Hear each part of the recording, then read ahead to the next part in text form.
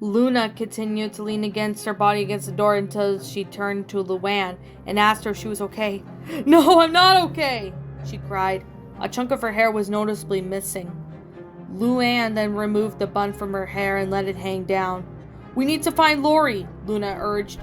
Luann continued to crouch down to the ground and began to shake her head. "How do we know she isn't already dead?" "We have to try," Luna barked. "First, we must take care of Lenny," she fought. And with that, she picked up the bat and let the door open. Lenny quickly emerged again and lunged towards Luna. She couldn't bring herself to kill her and her sister. Instead, she swung the bat at Lenny's leg, snapping the sound that broke Luna's heart as her older sister came crashing down. Luna then brought Luann to her feet, and they ran as fast as Lenny fruitlessly crawled after them. Her raspy wails of hunger devastated the two sisters. As soon as they reached the senior part of school, they were both ready and pleading the heartbreak, would soon discover that Lori suffered the same fate as Lenny. They listened closely to the sound of rage-filled creatures echoed throughout the halls, all of them with doors stained with floors stained with blood, and the smell that filled the air was horrible. Suddenly, the sound of someone screaming caused them dead in their tracks, a kid limping around the corner as fast as she could. Suddenly, a pack of teens emerged as well and swamped him, tears streaming back to the sisters' eyes, and they noticed that one of the teens had thick blonde hair and wore a blue tank top with brown cargo pants. Luna and Luann were powerless to help the poor teen. Instead, they both turned and ran into an empty room, jammed into one of the desks to barricade it. Now they really let the tears flow. "Did you see her?" Luna asked for her sobs, and Luna confirmed it with a nod in her head. They both backed away from her, plopped down, and held each other as they cried. They cried because one of their teens, that was the best kid, was none other than their eldest, Lori Loud. Luna and Luann looked out of the window where they hid it. The glass on it shattered as well. "Let's get the hell out of here," Luna said. Luann didn't need to be told twice. They hopped out of the window and ran into the chaos of the new world. They had discussed that they would have to run to their younger siblings' schools to see if they were still alive. As they ran, they took one last look at their school. The thoughts of their sisters devouring the other kids would haunt them till the day they died. Hopefully, today wouldn't be that day. They quickly ran around the large group of kids who were fleeing from the same direction as they were. Eventually, they spotted the middle school. Before they ran, a tough-looking girl wearing a helmet ran out. Luna and Luann recognized this girl as Lynn's friend Polly Payne. They asked her if they'd seen Lynn, and she told them she ran Dad away, pointed in the direction that made it obvious to the sisters that Lynn was running towards their younger sibling's school. They thanked her and then went on their way, relieved that they wouldn't have to enter that nightmare of the middle school. They then struck the group of kids who worked together on fending the attack off the adults. Soon they reached the elementary school. Luna and Luann braced themselves as they ran into the school. They searched every one of the sisters' classrooms. They were nowhere to be found. Every puddle of blood made them fret. They imagined fully grown adults chomping on them, ripping their guts out. And as soon as they ran into a small group of tough-looking teens, Luna and Luann recognized them. They all greeted each other. "Have you seen any of our siblings?" Luna asked them.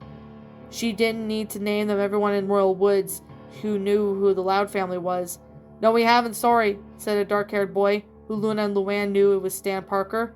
"Have you seen my sister?" Luna and Luann shook their heads and apologized to them. Before Stan could say anything else, one of his friends told him to hurry up. They all looked at the kids and saw who stood beside them. One was named Duke Malville, and he was the kind of the jerk sometimes as the kid stood next to him, was named Joey Moore. Everyone thought of him as Duke's sidekick. "Okay," Stan said. He looked at the sisters. They all wished each other luck as Stan continued down the halls. Luann turned to Luna. "So what now?" she asked. "We just have to go home and hope they're there." Luann swallowed it hard and nodded. The other sister ran out of the school as they continued home. The sounds of their heavy breathing and quick footsteps were the only sounds that accompanied them as they passed them. Many scenes of chaos, dead kids, and adults polluted the streets.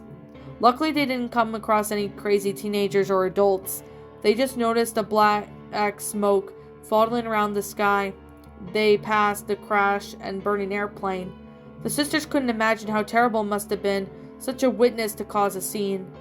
They soon arrived at the house and noticed their neighbor, Mr. Grouse, sprawled out face down on the ground. They also noticed a screwdriver that was driven to the back of his head, and that screwdriver either belonged to Lucy's or Lana's, they thought. When they reached to the door, it was locked. They began pounding on it and screamed, hoping their mom and siblings would be waiting for them in the house and greet them as if they were half all right. The loud house remained silent for a few minutes after the story was finished. The thought of their sisters committing such an act was too much to bear. Lincoln couldn't even imagine how hard it must have been for two of his sisters to witness Lenny's face trickle with blood and Lori chomp down on that poor kid. "Why didn't you put them down?" Lynn finally asked. Luna and Luann looked at her. "What?" Luna asked with a hint of vexation in her voice. "You heard me," Lynn said as she stood up. "Why didn't you end their suffering?" Luna stood up too. "You expect me to kill my own sisters? Maybe if you've been doing yourself a favor, every second of their existence would be pure agony. They would be trapped inside their minds, screaming for mercy, begging for someone to put them out of their misery." "We don't know that," Luna interjected. "Yeah," Luna agreed. "For all we know, they could be content with their own bodies, and each and every one of them could be in their happy own place enjoying their life." Lynn stepped up to Luna and stared at her in the eyes. "Do those things out there look content to you?" she growled with a cold, desolated voice. Tears began to well up in Luna's eyes, causing Lynn to back away. Luna wished any more than that she could get an image of Lori and Lenny's dead, angry scowls out of her mind. But there was no foraging those recklesses abandoned in their eyes, as much as they devoured their prey, without even the slightest hint of remorse. "You're right," Luna said. "I probably was doing the right thing by sparing Lenny. There may have not been any way for us to get to Lori. I had the chance to put Lenny down, and I blew it. And now she's probably going to be forced to crawl around until someone takes the initiative to put her down, or until the sun stops shining." Her younger siblings began to shake silently, weep at the thought of this. Luna hated the thought of it as well. She also hated the phrase "to put down." It felt like she was calling her sister a wild animal, and she wasn't. At least not that the Lenny she knew. Lynn looked down at Luann, who was beginning to hide her face. Must have really hurt when that dude ripped a chunk out of her hair. When she thought about her ponytail, she figured there was only one thing to do. She walked up and found the bathroom, looked at herself in the mirror at the bathroom wall. As much as she loved her sporting her ponytail, she knew she couldn't risk an adult grabbing it, and she hated for her to be in her own downfall. She opened the mirror cabinet, took out a pair of scissors, and she closed the mirror. The one last look at her dark brown hair, watched as her ponytail up and pressed the scissors together. Snip. She held a flock of her hair up to the sunlight and studied it. It reminded her of all the sports she ever played, and it brought to her all the good memories, and all the competitions, all of the goals she had set for herself, all the records she had broken, and now her parents and siblings were always there to cheer her on, every step of the way. Now her parents would never be able to cheer for her again. She threw the lock of hair into the wastebasket, and then turned to look at herself in the mirror. The back of her hair was less than a shoulder length, and she evened it out with her hair even a few more times, and now her hair was just as short as Lisa's. She looked at the scissors again, slammed them hard as she could against the mirror, and yelled, "Fuck!" Then the sounds of footsteps running up filled the house. "Lynn?" Luna asked. "What happened?" All of her siblings stood in front of the bathroom, gawking their short hair. "I decided to give myself a haircut," Lynn answered, pointing at her head. "Why did you?" "So I wouldn't end up like her." She pointed at Luann, who winced as Lynn struck a finger towards her.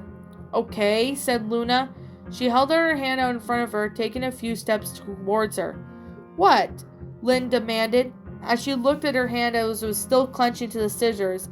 It was bleeding. "Oh," she laughed, only suddenly remembered the shattered mirror. "Yeah, I only did that because I was pissed." "It's okay," Luna told her. I'm scared too. Lynn's face contorted into pure rage. Who the fuck said I was scared?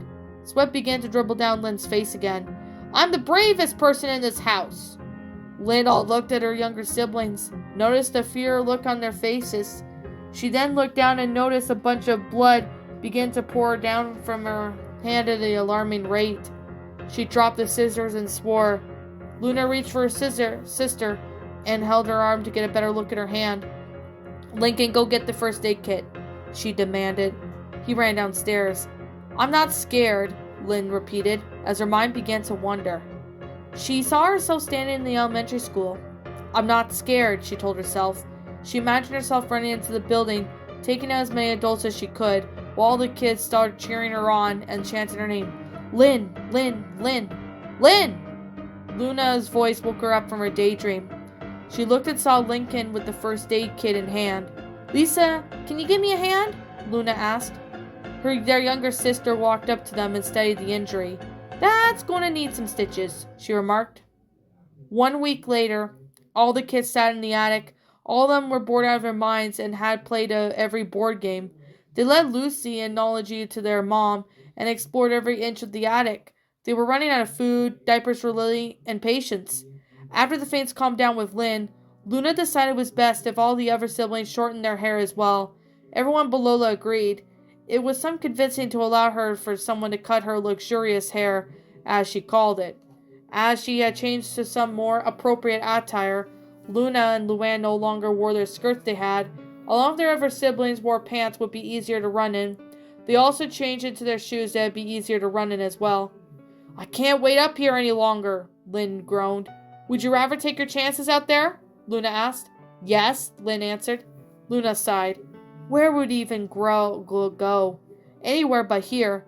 Luna wondered if there was anyone else left alive in the town of Royal Woods. It had been a few days since they last saw a living person run by their house.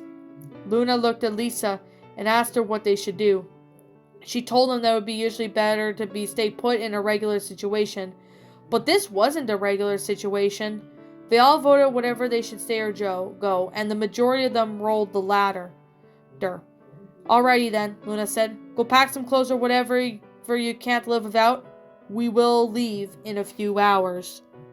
The Loud family searched their rooms for their most treasured items. Lincoln knew he was already taken with him. He grabbed his stuffed animal Bun. Once he was all packed, he headed towards downstairs and took the picture frame of their family portrait off the shelf of the fireplace and removed it, folded up and gingerly put it in his pocket. It would be the only thing he would have to bring, and he and his siblings would remember Lori and Lenny by. Luna really wanted to take her favorite guitar with her, but she knew it would be too heavy to carry around. She also hated to leave it behind. Hopefully wherever they ended up had some musical instruments so she could keep for herself and the others entertained. Luann wondered if she should even take her ventriloquist dummy Mr. Coconuts with her, but she decided not to. What use would he be? She closed his eyes and put him in his case. Hopefully someday she could come back for him. But for now, the only thing that she could bring was special to her was her own mind. All of her jokes were stored. She was about to put Mr. Coconut's case under the bed when she thought of a better idea. Lynn grabbed her favorite baseball with her lucky jaw strap. She swung the bat a few times, imagined herself swinging at the adults. Lucy chose to bring her poetry book with her, and a few screwdrivers. She waited for Lynn to leave the room, and then turned to the bust of Edwin and kissed it goodbye. She hated having to depart without it, but she couldn't expect to carry it around with her. That's when she noticed Luann standing in the doorway. Didn't you see me and Edwin kiss, did you? She said, embarrassed. Unfortunately, Luann answered. Lucy sighed and gave herself a blush. Luckily, it didn't show. Luann then held up her dummy. Is it okay if I leave Mr. Coconuts with Edwin? Sure, Lucy answered. Luann smiled and rested the dummy on Lucy's bed. Hey, handsome, she made the dummy say. Lucy exhaled her air out of her nose. Thanks for leaving me with the vampire. I was left out in case if I got bored. Get it? He said. Lucy nodded. Luann made Mr. Coconut's face Edwin. I sure hope the jokes aren't a bust. A slight smile formed on Lucy's face. Goodbye, Mr. Coconuts, Luann said. Take care of Edwin for me, Lucy told the dummy. Don't worry, I'll make sure nothing sucky happens to him. And with that, Luann and Lucy left the room, closed the door behind them. Lana decided to bring her wrench and tool belt with her, along with her pet frog Hops and her lizard Izzy. Unfortunately, she wouldn't be able to bring all of her other pets with her, so she decided to let them go. Lola decided to bring her favorite tiara and some of her makeup and beauty supplies. Although despite the apocalyptic world outside, she still wanted to look beautiful. Lisa gathered up as much as her science equipment as she could carry and some notebooks, and hoped that whatever they would end up, she'd be able to study these adults and come up with a cure. Lily was waiting in her crib, was deciding that they should bring her purple blanket and their stuffed giraffe. Clyde shuffled around Lori and Lenny's room, and he rummaged through Lori's things. He kind of felt bad because he was invading her privacy, but at the same time it was one of those things that she wouldn't care what Clyde did at this point. He did look inside the closet, and his heart sank when he saw all the gifts that he'd given to Lori. She kept all of them, he thought to himself, as tears began to fill his eyes. He removed the glasses and wiped his eyes. He knew Lori cared about him, just like pretty much he didn't know she didn't care this much. As much as he wanted to take all of her clothes and makeup, he decided to just take a small frame of her. He had many pictures of her, but they were all at his house, so this one would have to do. He moved the frame, folded up, and placed it in his pocket. Clyde then took one last look and left the room. I love you, Lori Loud. He wiped another tear away, realizing that he never asked to hear her say it back. Once they were all picked and packed, they gathered in the living room. Lynn distributed her spare baseball bat to Luna, Luann, Lincoln, and Clyde. Luna looked outside. There wasn't a single person in sight. She turned to Lisa, her smartest sister, who told them that her mentor most likely caused all this, so also seemed to act as an electromagnetic pulse, thus rendering all electronics impossible. Do you think any cars might still be able to work? The only one during or before the early 1980s, Lisa answered. Luna nodded. Mr. Grouse's car is pretty old. Do you think it'll work? Hopefully. Alright, is everyone ready? They all looked at each other and then looked back at Luna and nodded. Okay, let's go. Luna reached for the doorknob, not before taking one last look at the living room and the door to the parents' bedroom. Goodbye, Mom. She then slowly opened the door and peeked outside. Still no adults. The only adult inside was Mr. Krause's dead body. They all ran quietly over to this house. Luckily, the front door was unlocked, so they didn't have to risk cutting themselves into the glass to try and squeeze through the window. They found his keys hanging on the back side of his garage. They opened the door to his garage to faintly see his car parked in the darkness.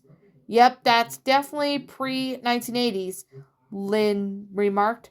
They all had to lift up the garage door top. Eventually, once the afternoon light filled the garage, they all packed into the car. There was nowhere as big as Vanzilla, so the younger siblings had to sit on the older siblings' laps, while Luann sat in the passenger seat when Luna drove the driver's seat. Seeing as the oldest, she would have been able to drive it. She placed the key into ignition, and the car rumbled loudly every time she turned the key. She was worried the sound would attract the adults. Luckily, by the fifth try, the car boomed to life. Luna smiled as she rubber-banded around the garage. She shifted the car into reverse and began to back out. The car was loud, and she prayed that there were no announcing presents, like every adult within 5-mile radius. This sounds always drives me crazy, Luann giggled. All the siblings laughed as well. Her jokes were a welcome addition to this world. They needed whatever distractions they could use to keep them from thinking about all the pain and misery they had witnessed. As they drove away, Luna looked at the rearview mirror and watched the house shrink away. All of her siblings looked back at the house shrink away as well. The loud house. The place where they spent their entire lives. The place that held so many good memories. Bad, funny, good, and sad. And even the thought of their mom lying in bed on the floor. All the things they left behind. Hopefully someday they'll be able to return to their home and their place of happiness someday. Goodbye, house. Chris sat alone, staring at his blank television screen. He was running on low on meat, and he was pissed that it had to happen when he planned to prey on more kids later that night.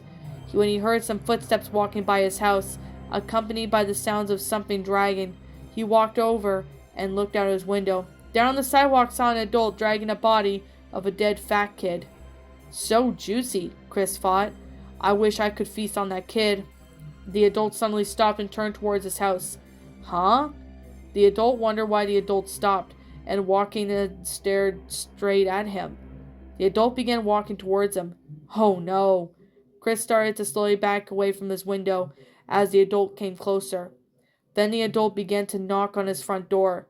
Chris stood still as the adult stood at the opposite side of the door. I know you're in there. Chris heard a voice yell in his mind. What the hell? Chris screamed in his mind. Am I going crazy? He wondered. No, you are not. The voice in his head had answered. What do you want? Chris thought. I just wanted to share this big juicy kid with you. Chris then thought back to what was at his job, and all the adults were even fighting over kids. Sharing was the last thing they wanted.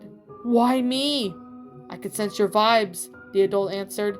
You're giving off more energy than any adult I've ever encountered. You're a natural born leader. I would be honored to give you this kid as an offering. Chris wondered if this adult was pulling his leg. How do I know you won't attack me as soon as I open the door? The adult pondered on how he should be able to get to Chris to trust him. As a show of good faith, I'll leave this kid's body here and walk away from the door. Chris then heard the adult set the dead kid down and take several steps back. Then he looked out his window and saw the adult standing all the way at the other side of the sidewalk. When the adult noticed him looking and smiled and waved, he then looked and sick, pale face, and even smile only added to the creepiness factor. Chris quickly went over his door and opened it, dragged the body in, and slammed the locked door in all less than 5 seconds. I'll be out of here when you're done feasting him, the adult voice continued in his mind. We have so much to discuss. Chris wondered if there would be any to talk about it and looked down at the fresh meat. This would be interesting.